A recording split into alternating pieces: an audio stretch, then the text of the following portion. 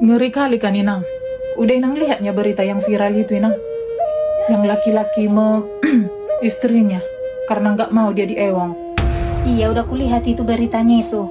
Makanya ku bilang sama kau Mama Ucok, kalau diajak Bapak si Ucok kau ya, gas langsung ya. Jangan jual-jual mahal.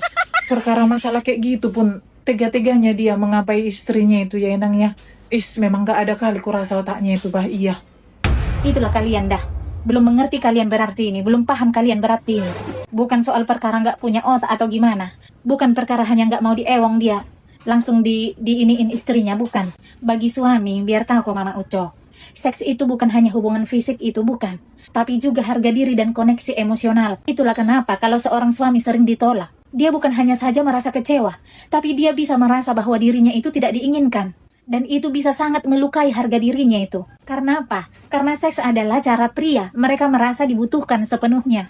Lewat seks, dia merasa bahwa, oh, aku ini diinginkan, aku ini dibutuhkan sama istriku. Maka saat kau menyambutnya dengan hangat, itu bisa menyentuh egonya dalam arti positif.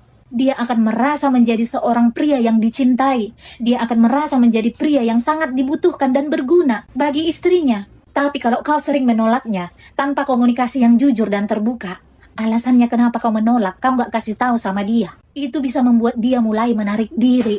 Dia bisa merasa bahwa dirinya ditolak. Bukan saja hanya sebagai pasangan dia kau tolak, tapi dia merasa bahwa dia kau tolak sebagai laki-laki, sebagai pria. Maka harus kalian tahu itu, bahwa seks bagi pria, itu adalah cara dia menyalurkan cintanya. Itu ruang di mana dia merasa dia bisa lebih dekat denganmu secara fisik, secara batin, dan secara emosional.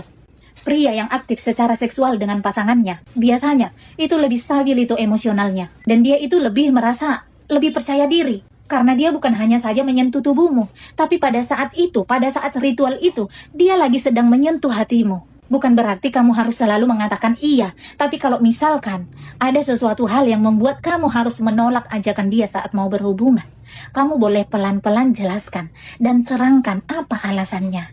Kenapa sampai kamu menolaknya?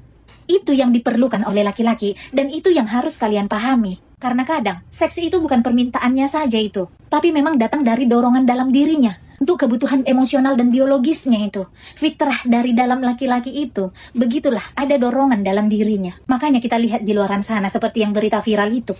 Bisa gelap mata dia. Hanya gara-gara ditolak istrinya untuk berhubungan badan. Sebenarnya bukan karena hanya, gimana ya, bukan hanya otaknya yang dipenuhi nafsu, bukan. Tapi laki-laki pada saat ditolak tanpa alasan yang jelas, itu bisa melukai harga diri mereka. Melukai emosional dan mentalnya itu. Jadi itu pelajaran.